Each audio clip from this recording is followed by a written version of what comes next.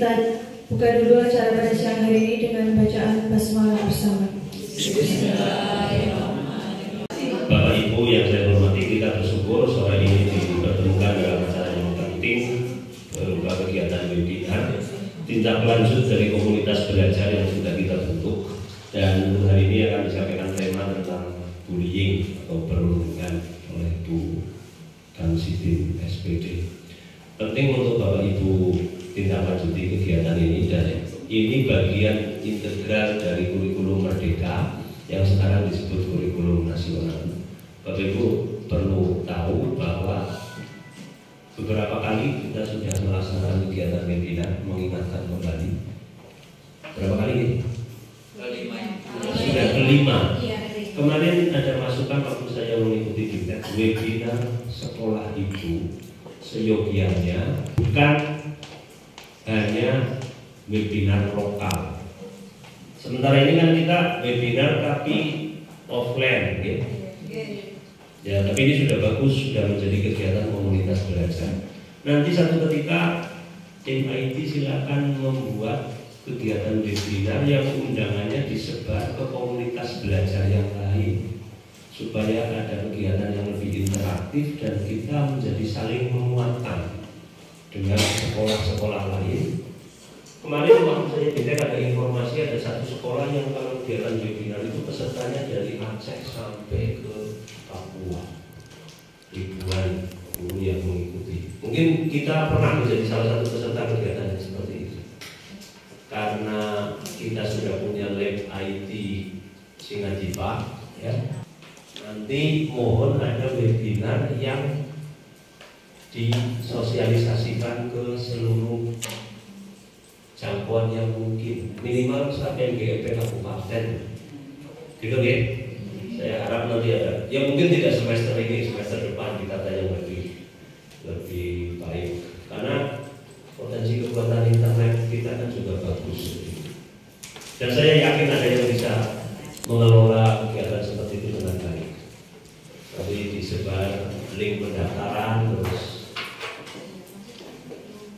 diisi dengan baik. Siapa tahu nanti apa yang kita kerjakan sebagai praktik baik itu juga menginspirasi sekolah lain dan menjadi perluasan dari komunitas belajar yang sudah kita miliki. Itu Bapak Ibu, selamat mengikuti kegiatan webinar. Mudah-mudahan menjadi sesuatu yang bermanfaat. Bapak Trisnatun yang saya hormati dan seluruh rekan-rekan Bapak Ibu Guru SMA Negeri 2 Cilongok, siang hari ini saya diberikan kesempatan untuk sedikit berbagi, sharing, belajar bersama tentang materi perundungan atau bullying. Apa yang Bapak Ibu ketahui tentang bullying, saya yakin dengan seyakin-yakinnya Bapak Ibu sudah paham apa itu bullying. Yang artinya apa? Bahwa sebenarnya banyak hal-hal yang mungkin bagi kita itu adalah sesuatu yang sikapnya mungkin bercandaan, sikapnya hanya sebagai guruan saja atau guyonan. Tapi ketika pada saat sekarang kemudian dianggap menjadi bullying. Itu yang pertama, ya. Jadi apa sih sebenarnya yang dimaksud dengan bullying? Yang namanya bullying adalah salah satu bentuk dari perilaku agresif dengan kekuatan dominan pada perilaku yang dilakukan secara berulang-ulang dengan tujuan mengganggu anak lain atau korban yang lebih lemah darinya. Pelaku bullying merupakan pihak yang melakukan tindakan atau perbuatan perundungan kepada korban. Pelaku perundungan tersebut bisa perorangan ataupun berkelompok. Pelaku bullying bermaksud menyebabkan rasa sakit pada korbannya, baik secara fisik atau kata-kata, dan melakukannya berulang kali. Bullying. Kemudian ciri-ciri pelaku bullying. Perundungan atau bullying cenderung memiliki sikap hiperaktif, impulsif, aktif dalam gerak, dan merengek, menangis berlebihan, menuntut perhatian, tidak patuh, menantang, merusak, ingin menguasai orang lain. Kemudian memiliki temperamen yang sulit dan masalah pada atensi, konsentrasi, dan hanya peduli terhadap keinginan sendiri. Yang berikutnya, sulit melihat sudut pandang orang lain dan kurang empati. Adanya perasaan iri, benci, marah, dan biasanya menutupi rasa malu dan gelisah. Yang berikutnya, memiliki pemikiran bahwa permusuhan adalah sesuatu yang positif, cenderung memiliki fisik yang lebih kuat, lebih dominan daripada teman sebayanya. Ya misalnya kelas 9 si A si B itu karena merasa dirinya, tapi kalau yang menjadi korban biasanya siapa?